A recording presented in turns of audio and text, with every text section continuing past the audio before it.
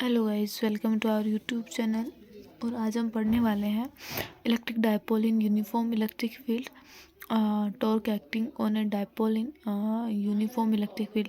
कि इलेक्ट्रिक डायपोल को हम किसी यूनिफॉर्म इलेक्ट्रिक फील्ड के अंदर रखते हैं तो उसमें क्या क्या डिफरेंसेस होता है, या फिर किसी भी डायपोल को हम यूनिफॉर्म इलेक्ट्रिक फील्ड के अंदर रखते हैं तो उसके अंदर टॉर्क कैसे एक्ट होता है, ये सब हमें देखना है। तो सबसे पहले हम देखते हैं, हमने एक डायग्राम बनाया है, इसको समझते हैं कि हमने एक इलेक्ट्रिक फील्ड लाइंस ड्रॉ करी है and we know direction of electric field lines positive to negative.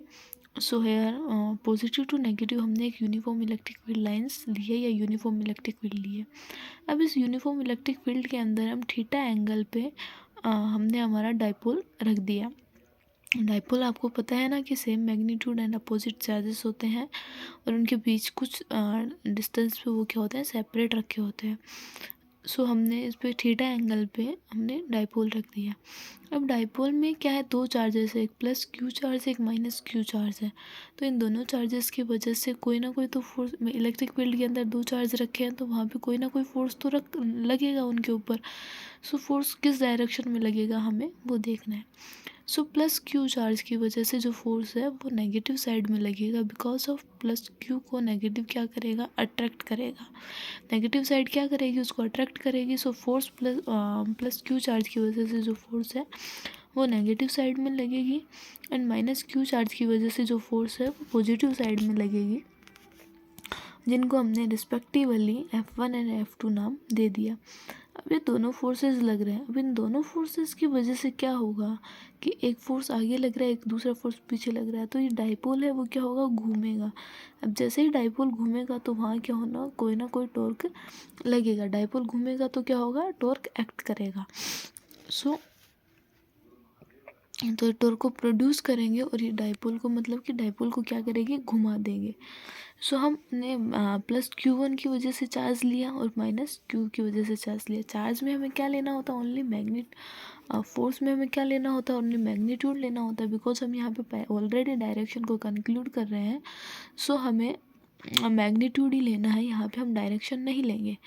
सो है प्लस Q चार्ज की वजह से जो फोर्स होगा वो होगा F1 बराबर QE, और Q2 माइनस Q चार्ज की वजह से जो फोर्स होगा वो होगा F2 बराबर QE। सो हम यहाँ पे नेट फोर्स निकालेंगे।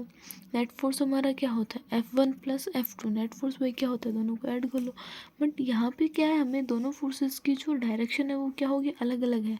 अब दोनों फोर्सेस की क्वांटिटी तो सेम होगी, तो हम कोई को भी पहले या बाद में लिख सकते हैं हम यहाँ पे।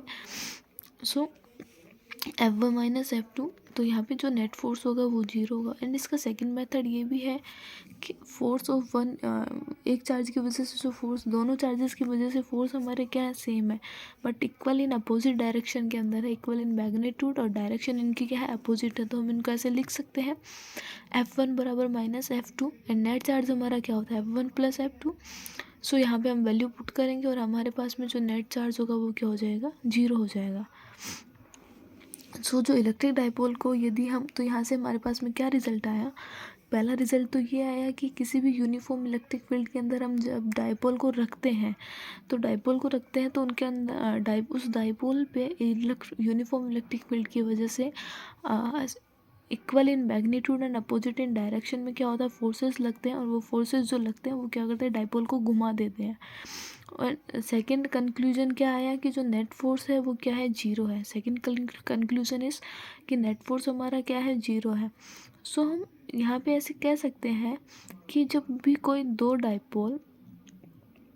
इक्वल और अनलाइक मतलब कि पैरेलल जो फोर्सेस हैं कोई भी बॉडी के ऊपर जब एक्ट होते हैं तो वहाँ पे क्या होता है ना, टॉर्क इंड्यूस होता है। मतलब कि कोई भी पैरेलल अनलाइक और पैरेलल फोर्सेस जो क्या होता है, मैग्नीट्यूड में क्या होते हैं, इक्वल होते हैं, और किसी बॉडी के दो डिफरेंट पॉइंट्स पे यदि एक्ट करता है तो वहाँ पे हमारा जो फोर्स है वो क्या होता है, फोर्स एक्ट करता है तो वहाँ पे क्या होता है, टॉर्क इंड्यूस होता है। सो इसको हम बोल सकते हैं लैंग्वेज में कि when two equal and unlike parallel forces act on a body on two different point then it from torque. So torque को हम कह सकते हैं, टॉर्क की डेफिनेशन हम से लिख सकते हैं, torque is equals to either force into perpendicular distance. Torque की डेफिनेशन क्या होती है कि दोनों में से कोई भी एक फोर्स और उनके बीच में क्या होता है, जो फोर्स इनटू फोर्स के बीच की जो परपेंडिकुलर डिस्टेंस होती है वो हमारा क्या होता है, टॉर्क होता है। सो हम इस डायग्राम में देखेंगे कि हमारे पास में जो परपेंडिकुलर डिस्टेंस है वो क्या है, बी एन है, और इस ट्राइंगल से हम बी एन की वैल्यू निकाल सकते हैं जो कि क्या होगी, 2l sin theta, because of hypotenuse is 2l and perpendicular is 2l sin theta from Pythagoras theorem. So here tau equals to, और टॉर्क को हम टाउ से डिनोट करते हैं। So tau equals to either force into perpendicular distance, so F1 into B N, और V N की हम value put करेंगे पाइथागोरस थ्योरम से। So Q E equals to into 2l sin theta, and we no Q into 2l को अलग लिख देंगे और ई साइन थीटा को हम अलग लिख देंगे। अब हमें पता है कि क्यू इंटू 2l की वैल्यू क्या होती है, इसको हम क्या बोलते हैं, डाइपोल मोमेंट बोलते हैं। सो क्यू इंटू 2l को हम पी लिख देंगे, डाइपोल मोमेंट को हम पी लिखते हैं, और ई को हम ई रहने देंगे, sine theta. And we know from vector कि जैसे कि कोस थीटा आता है तो डॉट प्रोडक्ट होता है, साइन थीटा आता है तो क्रॉस प्रोडक्ट होता है। सो यहाँ पे हमारे पास में साइन थीटा है तो हम इसको कैसे लिख सकते हैं वेक्टर फॉर्म में।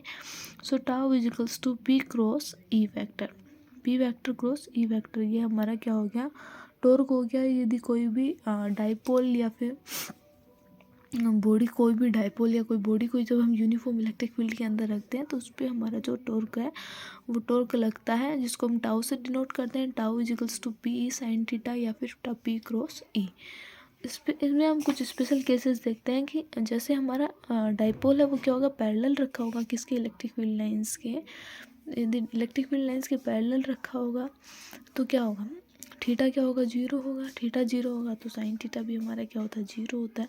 So tau equals to zero, इसको हम क्या बोलते हैं, स्टेबल इक्विलिब्रियम बोलते हैं। बिकॉज ऑफ कि जो स्टेबल इक्विलिब्रियम ये ऐसे है कि इलेक्ट्रिक फील्ड लाइंस अपनी डायरेक्शन में है और डाइपोल अपनी डायरेक्शन में है, यह कि कोई किसी से छेड़ाछाड़ी नहीं कर रहा। So here stable equilibrium.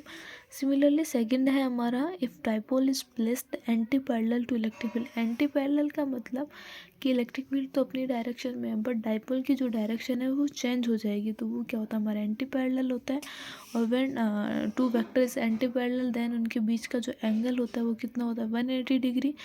So theta equals to 180 degree. So torque को हम क्या लिख देंगे, पी ई साइन 180, और 180 हमारा क्या होता है, जीरो होता है। बट ये क्या होता है, अनस्टेबल इक्विलिब्रियम है। अनस्टेबल इक्विलिब्रियम मतलब कि पॉजिटिव चार्ज पॉजिटिव साइड में, नेगेटिव चार्ज नेगेटिव साइड में, एक इसको इधर रिपेल करेगा, दूसरे साइड में रिपेल करेगा। सो ये क्या है, अनस्टेबल इक्विलिब्रियम। थर्ड केस है हमारा, if dipole is placed perpendicular to electric field, कि यदि डाइपोल इलेक्ट्रिक फील्ड के परपेंडिकुलर है, सो हम इसको थीटा इजिकल्स टू 90 डिग्री लिख देंगे, और 90 डिग्री हमारा क्या होता है, 1 होता है। So torque equals to p E, जो कि हमारा क्या होता है, मैक्सिमम टॉर्क होता है। सो टॉर्क मैक्सिमम कब होता है, जब कोई भी डाइपोल परपेंडिकुलर होता है। यूनिफॉर्म इलेक्ट्रिक फील्ड के अंदर जब कोई भी डाइपोल परपेंडिकुलरली शिफ्ट होता है तो टॉर्क हमारा क्या होता है, पी ई होता है, और वो क्या होता है, मैक्सिमम टॉर्क होता है, मैक्सिमम वैल्यू ऑफ टॉर्क होती है। सो गाइस, आज की वीडियो में इतना ही देखने वाले हैं। अब आगे वीडियो पसंद आए तो लाइक शेयर एंड सब्सक्राइब जरूर करना। आगे का पार्ट नेक्स्ट वाली वीडियो में। Thank you.